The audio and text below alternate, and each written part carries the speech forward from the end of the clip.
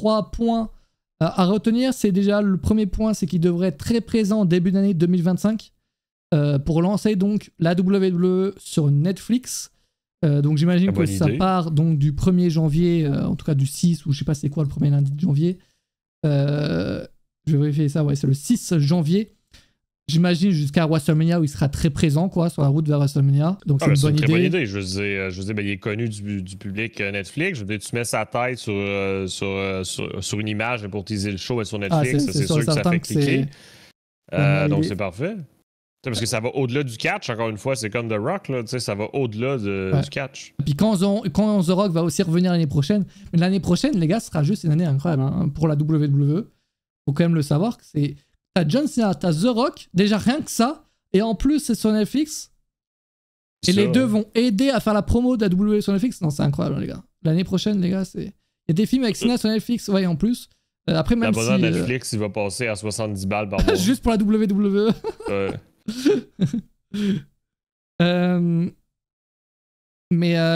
Donc il y a des films avec Cena sur Netflix, là j'avoue, je sais pas. La plupart des films que je vois de Cena, chaque fois, j'ai l'impression qu'ils sortent sur Prime Video.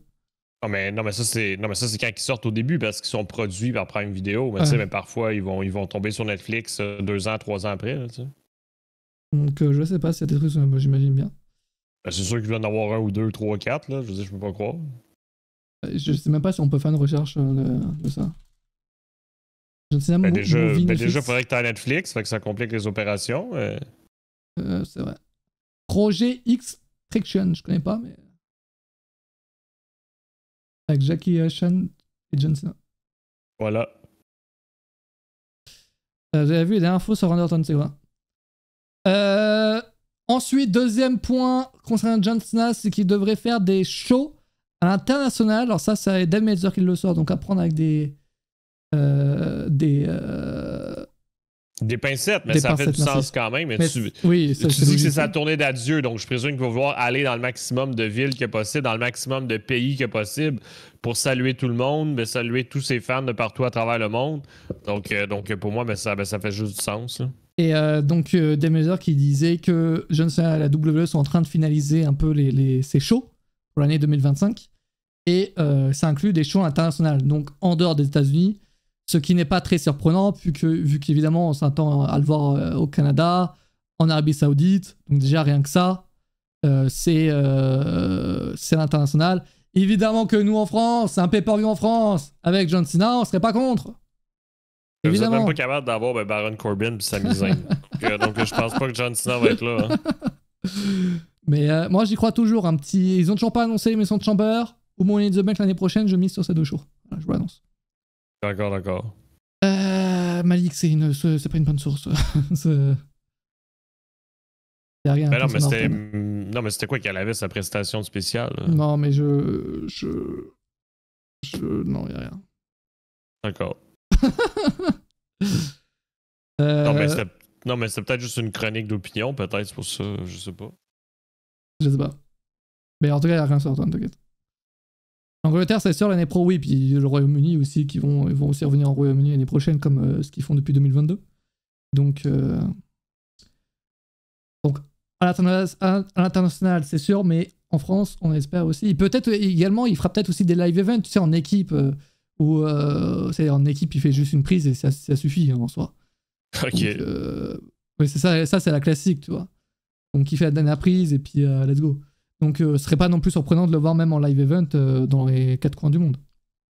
Non, mais c'est sûr, on va voir. Tout ça, ça va être à découvrir d'ici les prochains mois, comment ça va se passer puis tout.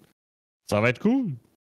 Et le dernier point, c'est l'adversaire pour WrestleMania. Qui va-t-il affronter, évidemment c'est la question évidemment qu'on se pose. Ça serait pas son dernier adversaire, hein, son adversaire de WrestleMania, puisqu'il a dit qu'il continuerait jusqu'en décembre. Donc ça serait pas son dernier adversaire, mais pour affronter WrestleMania à WrestleMania, c'est comme si c'était son dernier match, quoi. Je pense que t'affrontes Ron Orton, John Cena à WrestleMania, tu peux pas rêver de mieux dans ta vie. Austin Theory, je pense qu'il a dû beaucoup apprécier, même si le match est loin d'être légendaire ou quoi. Ça reste quand même un truc de fou. Vous dites Orton le chat, il y a des paris en ligne qui misent sur Randy Orton également. Je comprends. Tu sais, je veux dire, toute l'histoire qu'il y a entre ces deux-là, tu sais, je veux dire, si c'est ça le match à WrestleMania, ça fait juste du sens.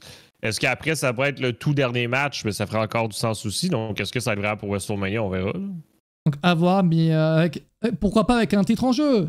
Un titre mondial. C'est pour ça. Non, mais moi, c'est ça qui me fait dire que peut-être ce sera pas contre Randy Orton à WrestleMania, parce que moi, je me dis peut-être qu'il sera dans un match de titre mondial, justement. En vrai, tu sais, Booker T a ses propos là récemment qui dit que John Cena ne devrait pas remporter son 17e titre mondial. Juste parce que c'est sa fin de carrière et tout.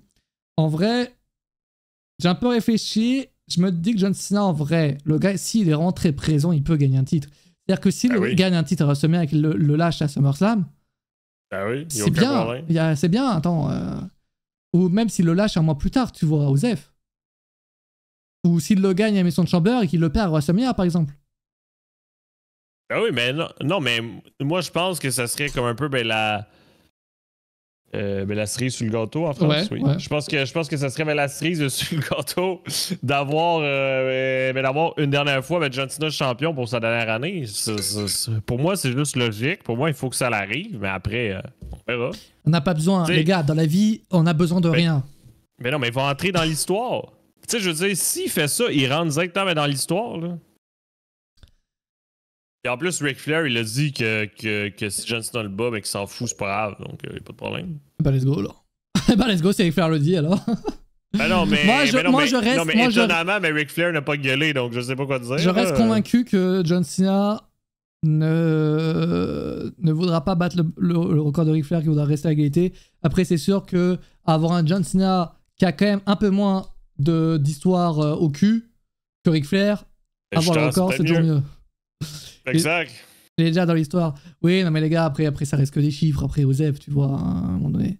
Mais. Qu'est-ce que tu veux dire? Bah, qu'il soit 16 ou 17, okay, ça va rien changer à notre vie, quoi.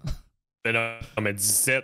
Ok, mais tu veux dire que si bat Ric Flair, ça change rien mais dans leur vie? Ben non, oui. mais ceux qui adorent Ric Flair, là, n'importe qui dépasse adorent Ric Flair, ils sont actuellement au cimetière, ok? Non, mais abuse pas non plus. Non, mais je veux dire, attends, qui adore Ric Flair en 2024? Ben, bon. Non, mais c'est. non, mais ses anciens fans. Moi, je suis d'accord avec Flingo dans le chat qui nous dit il faut qu'il soit grand champion, Grand Slam champion Grand Slam. Ben, c'est quoi qui manque? Il lui manque le titre intercontinental qu'il n'a jamais gagné de sa vie. C'est dingue ça, il n'a jamais gagné le titre intercontinental, surtout qu'il a le titre. Il peut le gagner. Écoute, en un an, il a le temps de tout faire, je veux dire, s'il veut. Ouais, mais après, allez, je gagne un titre mondial, je gagne un titre intercontinental. Non, mais non, mais. J'entre au FM dans la même année, je fais le meilleur dans la WrestleMania. Mais non, mais tu rigoles, mais why not? Je veux dire, juste ça, c'est littéralement la plus grande star. Et puis surtout, je pense qu'il faut pas. Attends, on parle comme ça comme des fans, mais il faut pas oublier que les gars, on est quand même sur un deal avec Netflix à hauteur de plusieurs millions. C'était 10 millions sur 10 ans, c'est ça? Ouais. Sachant que ça peut descendre à 5 ans si les scores sont pas fous, et ça peut aller plus loin si les scores sont bons. Je suis pas sûr des chiffres, mais je crois que c'était 10 millions. Bon, bref, ou 5 millions, je sais pas, bref. Et, c'était pas 10 millions par an pour 5 milliards? Ah oui, c'est peut-être. Attends, je l'ai vérifié, c'est vrai que là, je pense qu'on est de la merde. Oui, je pense que c'est 10 millions par an pour 5 milliards. Après, 5 milliards. Bon, c'est ça, fait que c'est 10 millions par an pour 5 milliards. 5 milliards, je vais vérifier juste sur le nombre d'années, mais je crois que c'était 10 ans. Non, mais c'est genre, mais si je me trompe pas, c'est 5 ans plus un 5 ans qui peuvent reprendre. Ouais, mais est-ce que les 5 milliards, c'est pas 10 ans? C'est pas big. Je sais pas. Bref, tout ça pour dire que on parle quand même, donc, effectivement, de milliards. Avec 5 milliards, les gars, il y a des choix scénaristiques qui peuvent être faits sans que les fans aient leur mot à dire, ou même John Cena, tu vois ce que je veux dire? Non, mais c'est sûr. Non, mais c'est un énorme changement. Là. Il faut se dire que pour la première fois à vie, là, OK, que Raw ne sera pas diffusé sur une chaîne de télévision. Donc, il faut changer le comportement des gens. Donc, il y a un monde où John Cena, il arrive et directement, il va chercher un titre mondial parce que, les gars, il y a 5 milliards. Il faut que sur Netflix, les gens regardent. Point. Ben oui. Tu sais, pour la première fois depuis 1993, il faut que les gens s'abonnent à un service de streaming pour regarder Raw. Tu sais, je veux dire, mais ça prend de la communication, ça prend quelque chose. Il faut une force de frappe. Inévitable. Et c'est sûr que John Cena en champion mondial, ça fait plus rêver le grand public que champion intercontinental. 100%. Donc, non mais c'est vrai que les gars, faut penser à ça. Hein. 5 milliards, les gars, c'est énorme. Hein. Donc, il y a des choix, il y a des gars en costume qui vont prendre des décisions. Hein. Je vous le dis, ça m'étonnerait pas, parce que Damien Priest, il est bien gentil et tout, mais c'est pas lui qui va amener le grand public sur Netflix. Hein. Donc, non, mais c'est pour ça que John Cena est là. Tu sais, je veux dire, c'est pas pour rien, mais qu'ils font son début au début de Netflix, là. Tu sais, c'est tout, tout est calculé. Évidemment. Mais du coup, ça passera en direct sur Netflix, ouais. Ouais. Live sur Netflix, j'ai trop hâte. Chaque semaine, je vais le dire jusqu'en fin d'année, les gars, mais j'ai trop hâte.